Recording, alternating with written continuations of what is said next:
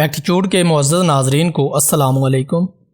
ناظرین گرامی، آپ نے ڈائناساز کا نام تو بہت سن رکھا ہوگا۔ جب یہ خون آشام طویل القامت جانور فلموں میں اپنے غضب کی انتہا پر پہنچ کر دوسرے جانوروں اور انسانوں کی بوٹیاں تک ایک ایک کرتا ہے اور انسانی ٹیکنالوجی کو اپنے بھاری بھرکم وجود کے ساتھ پیروں تلے روند کر تباہی اور بربادی پھیلاتا دکھائی دیتا ہے تو دل اچھل کر حلق میں آ جاتا ہے، گویا کہ یہ جانور اپنی تمام تر ہیبت ناکی کے ساتھ اسکرین توڑ کر باہر نکل آئے گا اور اپنے خطرناک کھلے ہوئے بے انتہا بڑے جبڑوں میں پھنسا کر ہمیں بھی چیر پھاڑ ڈالے گا، اور یہ سوچتے ہی ایک عجیب ہی قسم کا احساس ہمیں اپنی رگوں میں دوڑتا ہوا محسوس ہوتا ہے۔ ناظرین، حیوان المحیب دراصل قبل اس تاریخ نمودار اور ناپید ہو جانے والے جاندار ہیں جن کو انگریزی میں ڈائنوسارز کہا جاتا ہے۔ یہ دراصل یونانی زبان کا لفظ ہے جس کا مطلب ہے ایک بہت بڑی وحشت اور دہشت ناک چھپکلی، اور حیوان المحیب جانداروں کے زمانے کی ابتدا 20 تا 23 کروڑ سال قبل ہو کر 6 کروڑ 50 لاکھ سال قبل ختم ہو جاتی ہے۔ گویا لگ بھگ 16 کروڑ سال تک یہ جاندار خاک ارض پر چلتے پھرتے رہے ہیں، اور آج کرۂ ارض پر اڑتے پرندے ڈائنوسارز کی ایک قسم تریپوڈو یعنی اڑنے والے ڈائناسورز کی اولاد سمجھے جاتے ہیں۔ ناظرین، اگر اس کائنات کی عمر کا اندازہ لگایا جائے تو ایک اندازے کے مطابق ہماری کائنات 13 ارب 70 کروڑ سال پرانی ہے، اور اس کرۂ ارض یعنی زمین کی پیدائش 4 ارب 50 کروڑ سال پرانی ہے، اور اس پیدائش زمین کے بھی 1 ارب سال بعد زمین کو رونق بخشنے کے لیے اللہ نے یہاں پر زندگی پیدا کی۔ اللہ تعالیٰ نے ہر چیز کو پانی سے تخلیق کیا اور پھر تقریباً 47 کروڑ سال قبل تک زندگی مچھلی وغیرہ سے ملتے جلتے جانداروں جیسی رہی۔ اس کے بعد خشکی پر حشرات نما زندگی دیکھی جانے لگی جو خاک ارض پر مختلف ادوار طے کرتے ہوئے کوئی 20 کروڑ سال قبل ڈائنوسارز تک پہنچے۔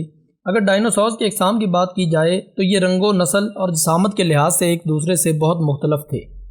مثال کے طور پر ٹرائنوسارز یہ عام طور پر گوشت خور اور بہت خونخوار جانور تھا۔ اس کی لمبائی 6.1 میٹر تھی، اس کا وزن 15,000 کلو گرام تھا، اور یہ 27 کلومیٹر فی گھنٹہ کی رفتار سے دوڑا کرتا تھا، اور اس کے دانت بہت تیز ہوتے تھے جو لمحوں میں اپنے شکار کو چیر پھاڑ کر رکھ دیتے تھے، اور عمومی طور پر یہی ڈائنوسارز فلموں میں دکھایا جاتا ہے۔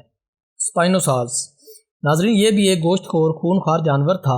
اس کے اوپر ایک کوہان بنی ہوئی تھی، اور یہ لمبے منہ والا ڈائنوسارز تھا۔ اس کی لمبائی 4.3 میٹر اور اس کا وزن 21,000 کلو گرام تھا۔ اس کی چوڑائی 3 میٹر تھی اور اس کی رفتار 8 کلومیٹر فی گھنٹہ تھی۔ ٹرائسیراٹوپس، ناظرین، ٹرائسیراٹوپس فیملی سے تعلق رکھنے والا یہ گینڈا نما سبزی خور ڈائنوسار تھا، اور عمومی طور پر یہ ٹائرینوسورس کا شکار بن جاتا تھا۔ اس کے سر پر 2 سینگ سامنے کی طرف نکلے ہوتے تھے۔ اس کی لمبائی 3 میٹر اور اس کا وزن 12,000 کلو گرام تھا، اور درختوں کے پتے اور گھاس اس کی خوراک ہوتے تھے۔ ایپٹاسورس، یہ بہت لمبی گردن اور بھاری بھرکم جسم والا سبزی خور ڈائنوسارز تھا، اور اس کا وزن 22,000 کلو گرام تھا۔ اس کی لمبائی 23 میٹر تھی، اور عموماً اس پر ٹوروسارس نامی ڈائنوسارز حملہ کیا کرتے تھے یا یہ اس کی خوراک بن جایا کرتا تھا۔ یہ ڈائنوسارز باقی سب سے طویل القامت اور بھاری بھرکم تھا۔ اس کو بھی فلموں میں اکثر دکھایا گیا ہے۔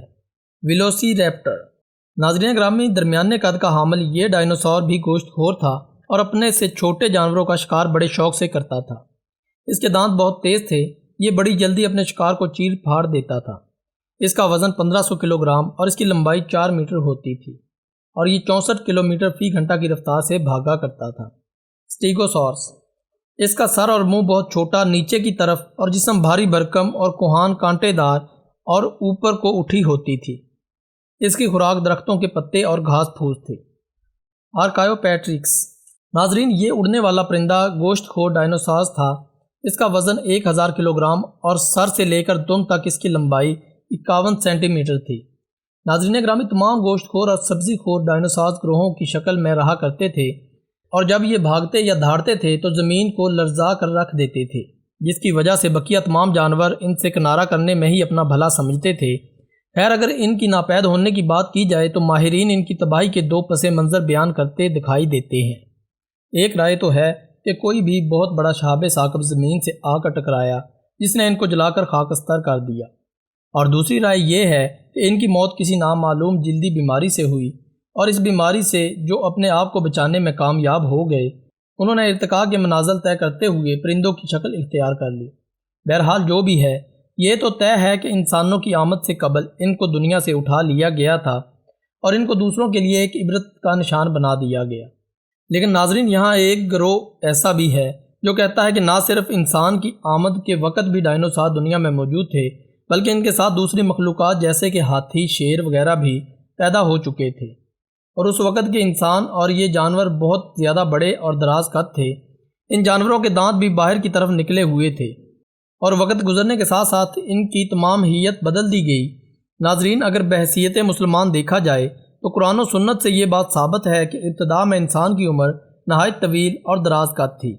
جیسے قرآن مجید کے بیان کے مطابق حضرت نوح علیہ السلام نے 900 برس اپنی قوم کو تبلیغ کی، اور اسی طرح صحیح بخاری حدیث نمبر 3336، صحیح مسلم حدیث نمبر 7092 کے مطابق حضرت آدم علیہ السلام کے قد کو 60 ہاتھ یعنی کوئی 30 گز بیان کیا گیا ہے۔ اور صرف یہی نہیں بلکہ حضرت ہود علیہ السلام کی قوم میں عاد کے طویل قد ہونے کا بھی قرآن کریم میں واضح ذکر موجود ہے۔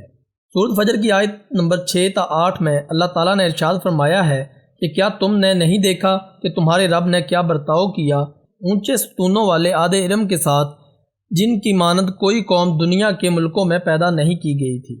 ناظرین گرامی، یہ قوم عاد تھی جو ناپ تول میں کمی کرتی تھی اور بہت دراز قد تھی، یعنی ان کا 60 ہاتھ تک قد تھا، اور اللہ تعالیٰ کی نافرمانی کرنے کی صورت میں اللہ نے ان پر ہوا نازل کی جو ان کو ایسے اکھاڑ کر پھینکتی تھی جیسے کھجوروں کے تنے ہوں، اور نبی کریم صلی اللہ علیہ وسلم نے فرمایا کہ اگر آپ وہاں ہوتے تو ان کو دیکھتے کہ اتنے بڑے اور دراز قد آدمی کیسے ڈھیر ہو گئے۔